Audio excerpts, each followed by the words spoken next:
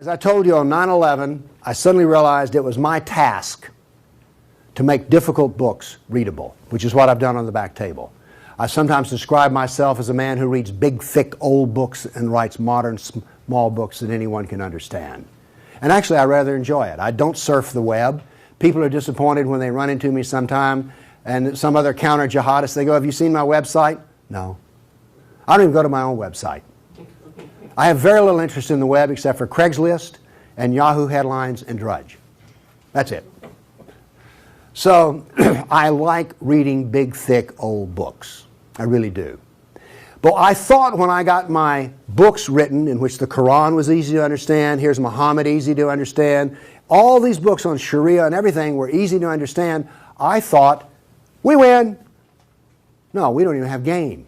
Because what I discovered was, other than a minority view, and trust me, you are so minor, everyone else's reaction to the knowledge, to the answer to question, what is the true nature of Islam, react in fear, hatred, and anger. When I try to explain to people something about Islam, they're terrified. So I thought people would run when I got my books published, and indeed they did run away from me. So I thought there was just one great question. What is the true nature of Islam? But I found there was a second question more important.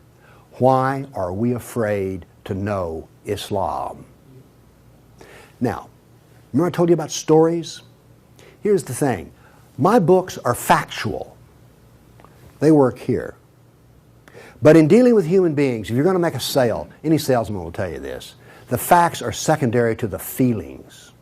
And where you get feelings is from stories, amongst other places.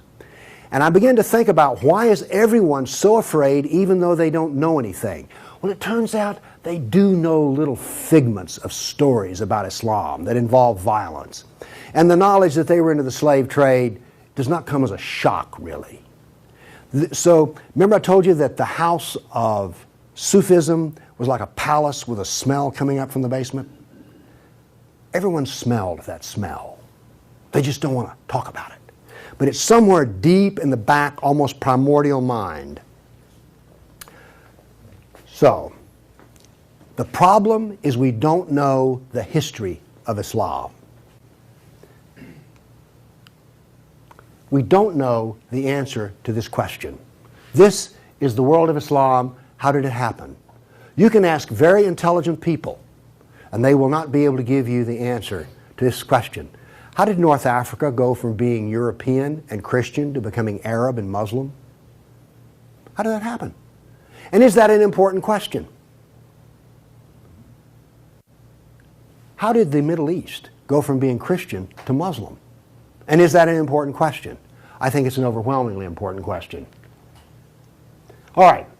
Now, to understand how that Islamic world came about, we're going to have to go about and see how Islam entered our world. Now, to do that, Islam entered the world of the Byzantine Empire. We know that in the Sirah, Muhammad's life, his last days were spent killing Christians and subjugating them. After he died, that process continued. So, let's describe the world that Islam invaded. Now, we're told that the Roman Empire collapsed when the German barbarians invaded Rome. You all heard that story?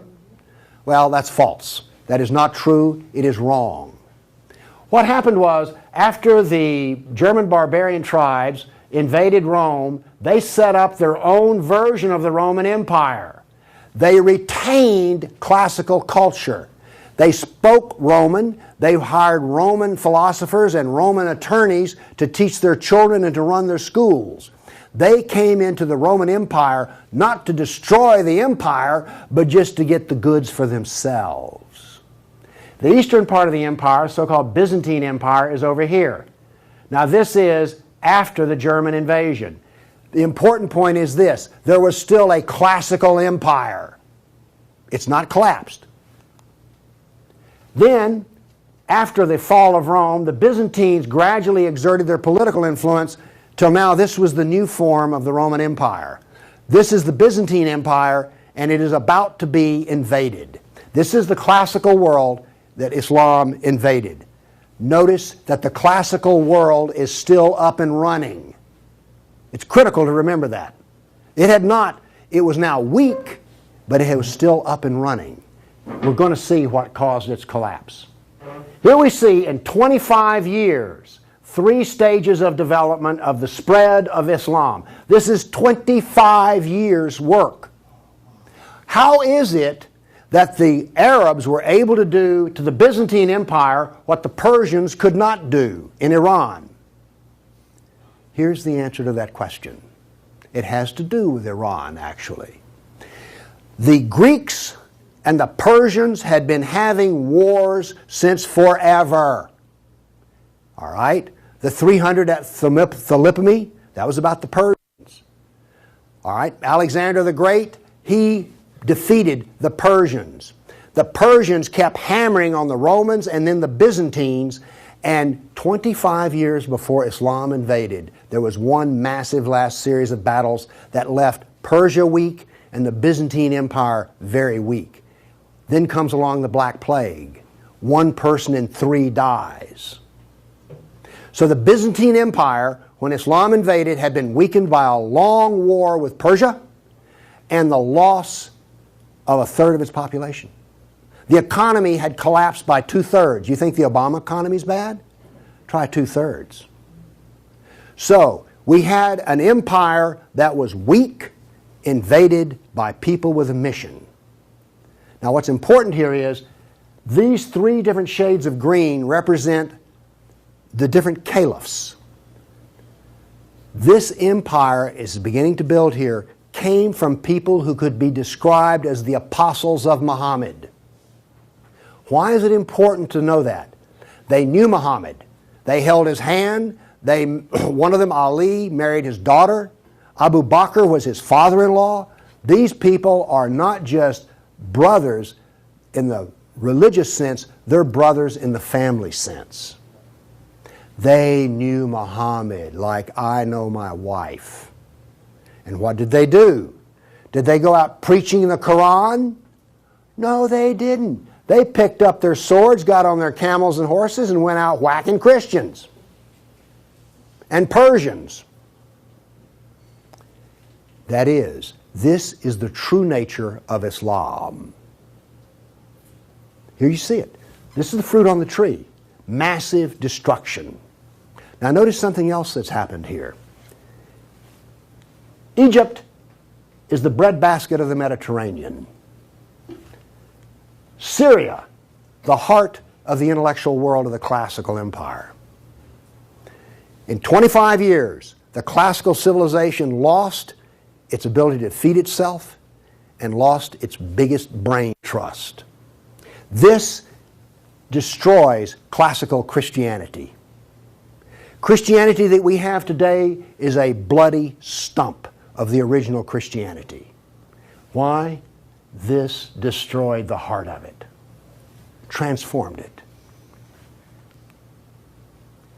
The first stage of the annihilation of classical empire, gone. The heart of it's gone. Okay. A century later, notice over here in Spain, 750 AD, Spain is already Muslim. This is rapid fire conquest. This is going to become very important because this happened as it were in the life of a nation overnight. This brutal assault is the key as to why we fear Islam. Now then, you're next going to see history that you've not heard before. I'm not a historian, but I am a scientist. And I can reason from data. I knew, once I read the story of Muhammad, that I had been fed a pack of lies about what caused the Dark Ages. Roman barbarians didn't cause the Dark Ages. First off, why would these barbarians were Germans? These are the same people who made Germany. You're telling me they were too stupid to learn how to do Roman law and stuff? Of course not. They were very intelligent people. They didn't cause the collapse. But that's the classical theory. If you go to Vanderbilt, that's what they'll teach you. Here we go with the data. There has recently been a lot of classical ancient works that have been translated and put into a database format so they can be accessed. There's been massive archaeological research under the ocean and at the edge of the Mediterranean. From this archaeological research, we're able to track history and economies. All right? That figure I gave you about how the economy collapsed, that came from the study of sunken vessels. Because if you're not buying much, you know, if 1 in 10, let's say 1 in 10 ships is sunk. That figure's not that high, but whatever. If you see a lot of sunken ships, there was a lot of ships sailing around. When they go down, the economy goes down. So from this data, we know a lot. And this, in particular, the database of ancient documents, gives us 548 battles that Islam fought against the classical world. This is all new information. I've talked with people who consider themselves history buffs, and they go, well, let's see, battles of Islam against Europe. Let's see, we've got the invasion, we got Tours, we got the invasion of at Gibraltar, we've got Lepanto, Gates of Vienna, collapse of... Okay, that's 5. You talk to a historian, and those are the 5 battles they can scratch up. And I remind you, you can have all of these slides if you just send me an email for it.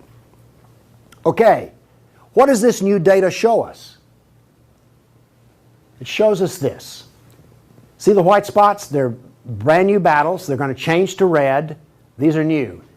Every time, I want to show you this all over again. Every tick is 20 years.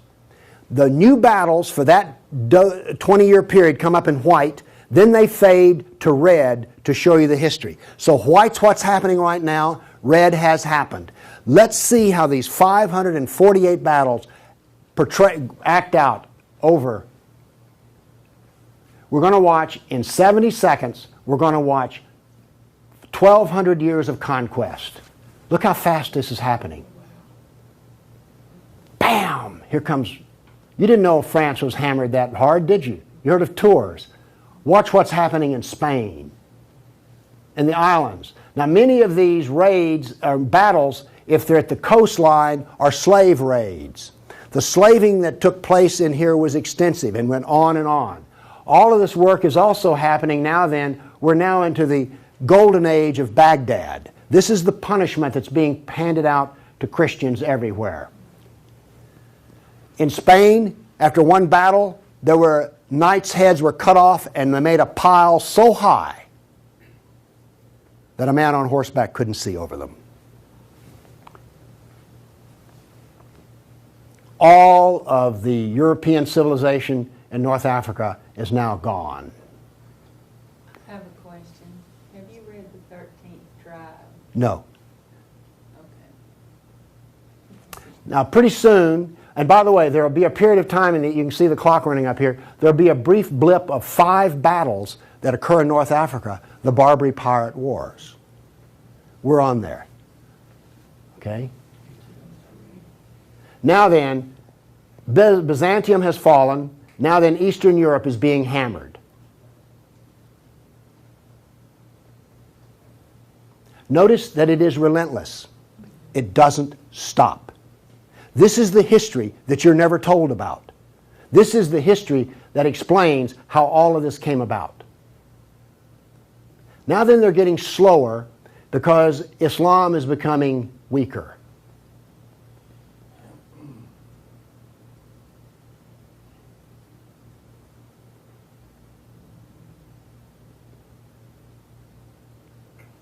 Why was it becoming weaker? Corruption. All empires collapse from the inside ultimately. Okay. I say that what caused the collapse of classical civilization was not the invading German barbarian tribes. I say that classical civilization was destroyed by Islam. Now comes the question, why do we not want to know that? We're going to answer that question. All right, now I want to give you the headlines. With all those little dots, basically what I've showed you is just quantity. Okay? Relentless, but quantity. Now I'm going to give, we gave you 1,200 years of battles in like 70 seconds. Now we're going to go through in about 4 minutes. I'm going to give you the headlines from each century so you will know the emotional tone of what is happening. All right, 7th century. Muhammad sent Khalid out, the sword of Allah, to the Jazima tribe to offer Islam. They refused. He annihilated every one of them. At the Battle of Oasis in Iraq, for 2 days he spent out rounding up the losers, put them in a dry stream bed, and cut off heads until the stream ran with blood. He then took the captain of the Zoroastrian Persian tribe. His wife was there. He cut off the man's head, let the blood drain into the soil, and raped his wife in the bloody soil. That was one of the companions of Muhammad. This is the nature of jihad. Where did Khalid learn how to do that? From Muhammad. From Muhammad at the Battle of Khaybar. Umar conquered Jerusalem, and every Jew and every Christian became a dhimmi, which is a third-class semi-slave. You're now going to see, for the next few centuries, you're going to see Golden Age. We're told this myth of the Golden Age, how wonderful Islam is. So here's what's happening during the Golden Age. They started attacking Sind, which is the Hindus. 26,000 Hindus died. Armenian nobles were herded into a church after a debate, and the building burned down on top of them. At Ephesus, 7,000 Greeks are enslaved. We're still having the Golden Age. All new churches were ordered destroyed. At Amorium, there was massive enslavement of all the Christians. The Egyptian Christians revolt over the jizya, which is the dhimmi tax under the Sharia. Churches are burned, vineyards destroyed. 10th century was still in the Golden Age. In Thessalonica, 22,000 Christians enslaved. Christians massacred in Seville. In Egypt and Syria, 30,000 churches destroyed. You have your religion, I have mine. Still in the Golden Age, 6,000 Jews in Morocco killed, hundreds of Jews in Cordoba killed, 4,000 Jews in Granada killed, Georgia and Armenia invaded. In Hindustan, 15,000 killed, 500,000 enslaved. Golden Age, still upon us. In Yemen, the Jews are given the choice of convert or die. The Christians of Granada are deported to Morocco. And in India, cities are destroyed under the order convert or die. In one town, 20,000 Hindus became slaves. Still the Golden Age. 50,000 Hindu slaves decided to get freedom by converting to Islam. A new 20-year campaign created 400,000 new Muslims out of Hindus. Buddhist monks butchered, nuns raped. In Damascus and Safed, mass murder of Christians. Jews in Marrakesh massacred. Tabriz, forced conversion of Jews. Still, we're in the Golden Age. There are riots in Cairo. Churches are burned. Jews of Tabriz are forced to convert. Tamerlane, one of the most evil men who ever lived, massacred 90,000 Hindus in one day. 30,000 in another battle, massacred in cold blood. Another Muslim leader takes 180,000 Hindu slaves. Oops, we're out of the Golden Age. See if you notice any change in tenor. Tamerlane destroys 700 villages in India. Now then comes He then turned to Iraq and annihilated the Nestorian and Jacobite Christians. The Nestorian Christians, half of the Silk Route in China was Nestorian Christian. The Nestorian Christians had emissaries and missionaries in the court of China. Afghanistan was partly Christian. All right? Gone. This is part of the destruction of the church that no one knows about. 700 years of attack, they finally destroy Constantinople. 16th century, the son of Tamerlane destroys temples, forced conversions. 2 of his generals built 2 towers of human heads. Once again, you couldn't see over them. And then noble women, Hindu women, started the practice of sati, which was mass suicide in order not to be sex slaves inside of the Sultan's harem. 17th century, Jews of Yemen and Persia forced to convert, forced conversions of Greeks. The Zoroastrians are persecuted in Persia, and over 500,000 killed Hindus. 18th century, more Zoroastrian persecution, Jews of Jeddah expelled, Jews of Morocco massacred, Hindu persecution continues.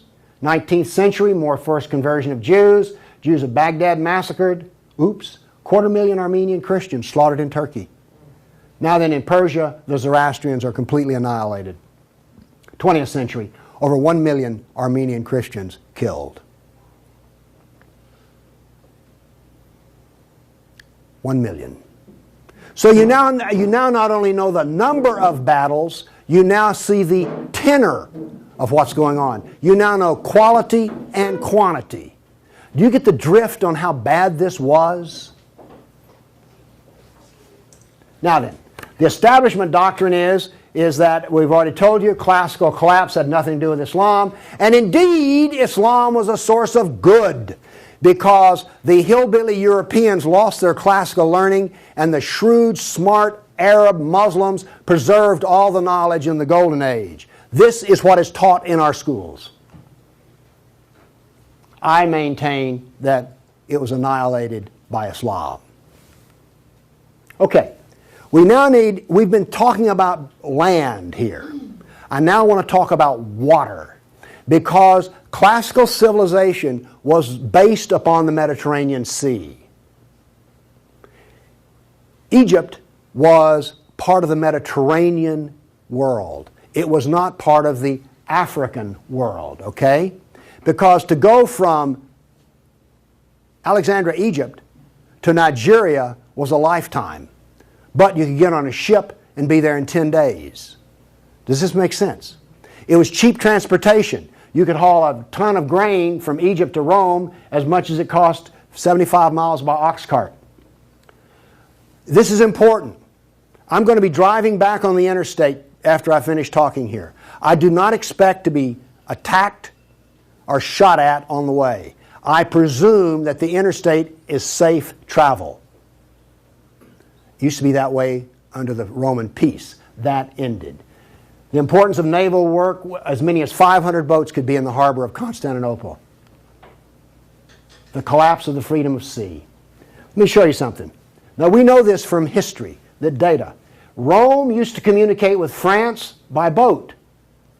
After Islam, they went overland through the Alps. Why did they do that? There was no longer freedom of the sea. Here's interesting.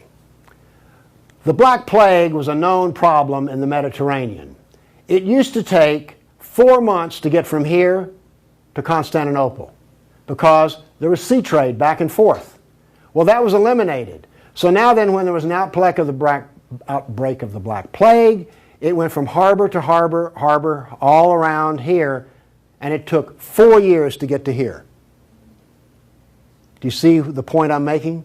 There was that little freedom of trade. As a merchant striking out to do business, you could wind up with your ship gone, your goods gone, and you're in chains, enslaved.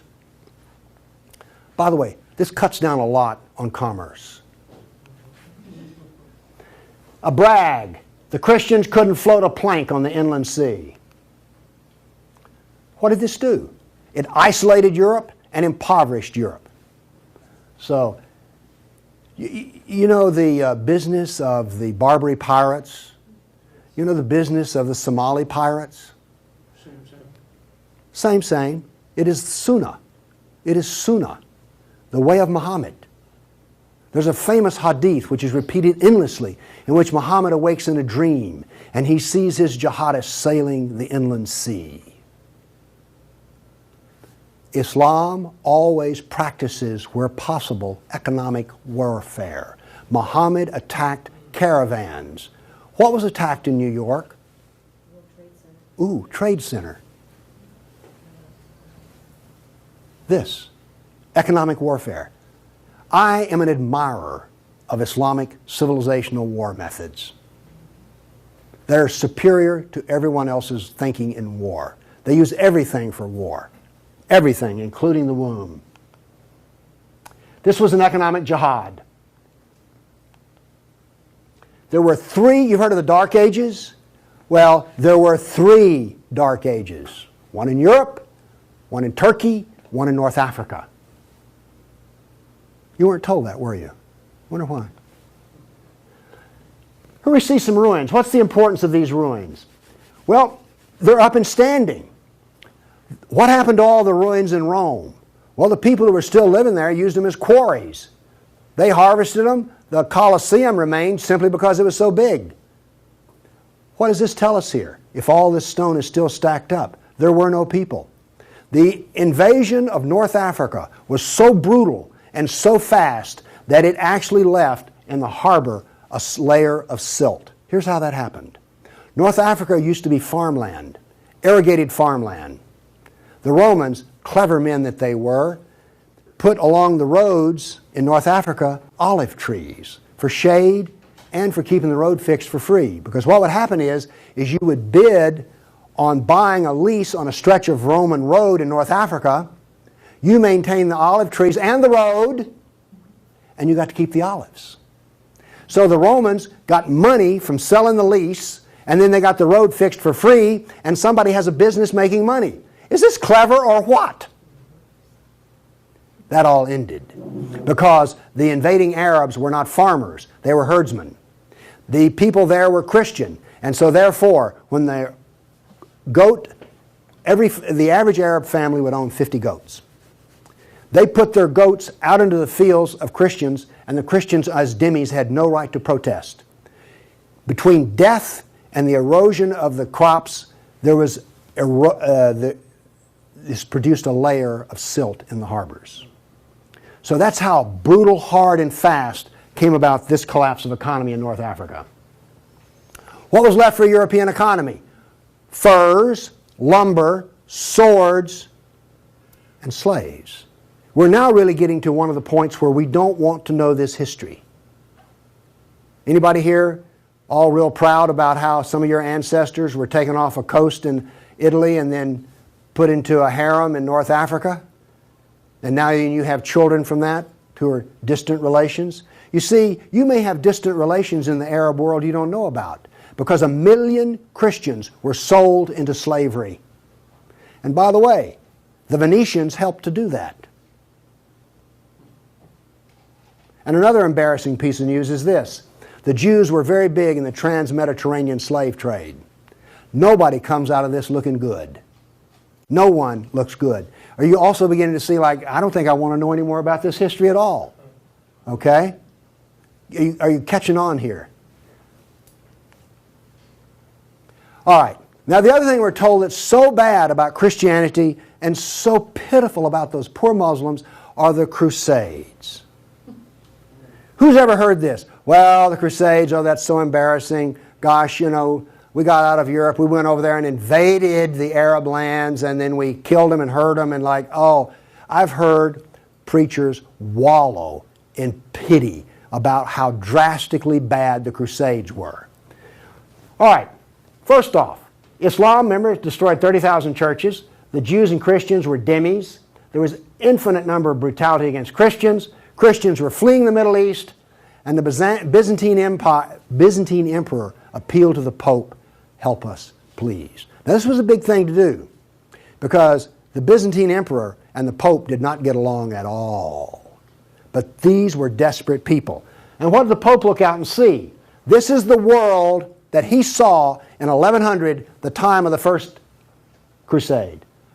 Well, let's see. This much of Spain is Muslim, and we're getting our behind kicked on a regular basis. Oh, well, this Christianity's gone. Oops, this Christianity's gone. And look at all the battles in the non-Christian, in the areas that are still Christian. Do you see the geopolitical problem that the Pope was facing here? This was not just some, we'll saddle up, get on our horses, and go steal from them Arabs, which is what you're told. This is the political picture. But now then, let's do this. Let's look at a battle map for the Crusades. Let's be fair. I showed you the jihad map. Now here comes the Crusade battle map.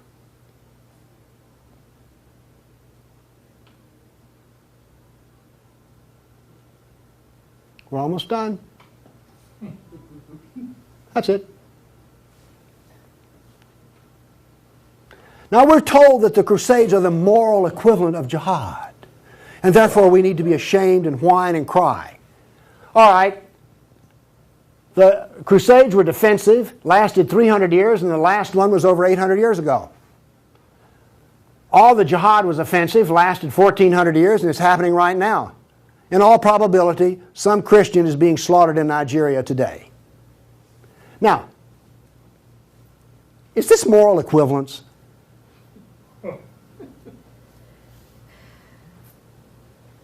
Why won't they teach this in a church school? So the ministers will stop, oh, the Crusades were just so terrible. No, the Crusades were one of the few times the church put steel in its spine. And then we apologize for it. Now then, let's go to the great benefits of Islam. We're told about two different golden ages. We're told about Andalus, the wonderful empire in Spain, in which there was multicultural peace, and Jew and Christian and Muslim all lived together in a golden age in Europe. You ever heard that? Well, here we go. This is the battle map of the golden age in Andalus. Now, while all this is going on, orders for slaves are being filled. The first slave order out of Spain was the Caliph ordered up 3,000 blonde virgins. They were shipped out of Spain. Battles are going on in which Christian knights die. But notice something here.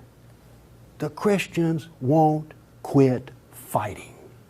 This is going to take 700 years, and there's going to be nearly 150 battles fought. Where was this caliph located? There was more than one caliph at the time. This was a caliph in North Africa. Okay. Now then, looking at this, do you understand why when Isabel and Ferdinand were finally in full power, they told every Muslim in Spain to get out of here? They drove everyone out. Okay. My question for you is this. Was Andalus a multicultural golden age or a reign of terror?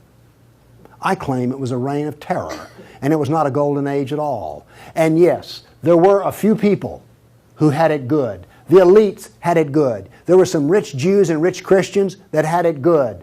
Also, otherwise, there was constant war, slavery, and Christians had to wear robes so you could tell a Christian from a block away. And a Christian couldn't carry a sword, and they paid special taxes. And then we come to the question, why are we told this story? Now we have the Baghdad Golden Age. Here we go. This is all the battles that are fought during the period of the Golden Age in Baghdad. Now, not only are they as busy as they can be killing Christians, but they're also busy establishing the Sharia doctrine. They're also busy establishing the Hadith doctrine. And they're also busy in doing things like slave trading. You know all those exotic pictures you've seen of the harem? They're sort of pre-Playboy sexy, beautiful women in gauzy outfits. All of those women were Christians. Less romantic sounding, isn't it? The other thing that's happening in Baghdad is this. A new philosophy is being generated in which there is no cause and no effect. This turns out to paralyze the mind. Okay, those were all the battles that were fought during the mythical Golden Age. Okay. During the Golden Age, Christians and Jews were dhimmis. Christians were sex slaves. Here's one that gets me. During this Baghdad Golden Age, they evolved a philosophy in which there were no laws of nature and there was no cause and effect. I'm a scientist. We work off of two laws, the law of contradiction, does the data contradict the data, and the law of cause and effect. I've just explained to you why out of their Golden Age, why you don't find Muslims getting Nobel Prizes in science. You cannot be a scientist and not believe in cause and effect. You just can't. Won't work. Now then, the Christians did all of the vaunted translation of the Golden Age text, and get this. We're told that this was such a great peak of learning, they destroyed 90% of the books. And we're told that the remaining 10% they preserved is like, oh, this was the Golden Age. Oh, we live in eternal gratitude to the Muslims. If they had come along, we'd have had 100% of them. Presented with a library in India, the largest library in the world was a Buddhist library in Nalanda. They came to him and reported the existence after they had conquered, and they said, "What shall we do with the library?" The order from the general was this: if it contains any information that is in the Quran, we already have it, burn it. And if it contains any information that is not in the Quran, it is false, burn it. The same was done with most all of the libraries. And why are we told this was some wonderful golden age that preserved knowledge for us? Ottoman Empire, 1683. The reason I have this up here, Islam in Europe. That's the world today. I've now explained to you how this world came about. It came about through relentless, brutal persecution of everyone who was not a Muslim. Now then, let's change to modern times. All of that work stops in 1922. This works off a database of 19,000 jihad attacks since 9/11. There are things like this. I know the date, the country, the city, how many are killed, how many injured, and a description. Now, when you present a guy like me with 19,000 pieces of data, I start asking questions. How do we make this make sense? So let's make it make sense. By the way, you did hear all about these 19,000 attacks in the Tennessean and the local newspaper, didn't you? You did hear about this. It was on the nightly news. We've heard about Fort Hood. Oh, the workplace incident. Oh, yeah, I got that. All right. Anyway, moving along here. This, by the way, is where all these took place. I think that's interesting. And you'll notice something. This is the Islamic world, and it all centers around it. But notice how much is happening in Europe. Okay. I take the data and I parse it and I divide it. I use Islamic doctrine to analyze this data. What does Islam insist on? Well, in my first lecture, I told you they're fixated on the kafir, right? So I use the kafir to analyze this data from an Islamic standpoint. See, I'm the ultimate multiculturalist. No, really. I'm the only person you've ever met who analyzes Islam on the basis of Islam. Here we go. Here we have, in the last 10 years, the total number of attacks. In the green, we have Muslim on Muslim violence. You mean a Muslim will kill a Muslim? Really? They're doing it in Syria as we speak, right? Remember Iran, Iraq? Okay. Then we have the only one I care about. I mean, my motto here is sell weapons and intelligence to the loser. I'm very serious. You think I'm joking. I know. Okay, here's our story right here. Stays pretty level. That's interesting. By the way, there's hardly a day in which there's not a jihad attack. Modern jihad is relentless, just like classical. Oh, by the way, one of the things this curve proves right here, Islam is bad for Kafirs, Islam is bad for Muslims. Islam is bad for Muslim and non-Muslim. That's what this data shows us. You want to argue with that? Okay, modern jihad is relentless. But what did we see in the other battle map? It was relentless. There are two types of jihad, against the kafir and against Muslim. You see, every time they kill a Muslim, the reason in Syria they're killing other Muslims, they're not real Muslims. Okay? Now then, we've introduced, however, a new phenomena. The mom and pop non-state jihadi shop. Okay? All of those battles up to 1922 were out of the caliph. Okay? We now have non-state jihad. That is all that is different. Okay, jihad attacks per year. I just chose the top 4 nations. But this doesn't really give us what we want because Israel's teeny weeny and India's great big, so let's do this on per capita. Now then, Israel, I bet you were surprised about Thailand. You didn't know that Thailand was getting whacked on a regular basis, did you? And look, here's a Christian nation, the Philippines, ranks number 3. And then India was Hindu. Oops, wait a minute. Do you know what I just told you? Jihad is against the Jew, the Buddhist, the Christian, and the Hindu. This is the data. Now you go to these dialogues, these multicultural smoozes they have, where the preacher and the rabbi and the imam show up. The preacher and the rabbi show up to tie, the Muslim shows up to win. And then what does the Muslim tell them? Oh, the Christians and the Jews, they're people of the book. Oh, we're brothers in the religion of Abraham with the Christian and the Jew. You know, we're practically the same. We're brothers in Abraham. How's that stuff work out? Well, here's one of your people of the book. Here's another people of the book. Turns out they'll kill a Jew, a Buddhist, a Christian, or a Hindu just as fast as they will another. So much for being brothers in the religion of Abraham. The data does not support the theory. Therefore, the theory is wrong. There is no brotherhood of Abraham except in the minds of people who occupy pulpits. The jihad is against the Jew, the Buddhist, the Christian, the Hindu, and the secularists, by the way. The secularists are the worst of all. Well, maybe worse than the Hindu. It gets hard to know, you know, I mean, really. It's against all kafirs. That's who the jihad is against. The religion of peace. Here we go. 548 battles, 19,000 jihad attacks. In 12 decades, in 1,400 years that are jihad-free. Therefore, Islam is 91% violence and 9% peace. So George Bush was 9% right when he declared religion of peace. Constant violence is why? There's a doctrine. The doctrine of jihad is found in the Sirah, the Quran, and the Hadith. We've already been over this. They don't like kafirs. We have a whole doctrine of jihad within the text. Islam was only successful through jihad. Therefore, we have a doctrine which produces jihad, and it produces this effect of the collapse of civilizations. Here you go. Tears of jihad. 270 million dead over 1,400 years. Read them and weep. Read them and weep. The doctrine drives history. History shows the true nature of political Islam. Political Islam is the enemy of all kafir nations. There's an intellectual history. In 1,400 years, I've read a lot of old documents. They never talk about the Muslim. They talk about the Arab, the Turk, the Moor, Al-Qaeda, Asian. And it's always been by specialists. And today, all the established specialists are apologists for Islam. Why was the Quran code not cracked recently? How come we don't teach Muhammad? And why is the Golden Age propaganda taught? Why do we remain ignorant and keep suffering?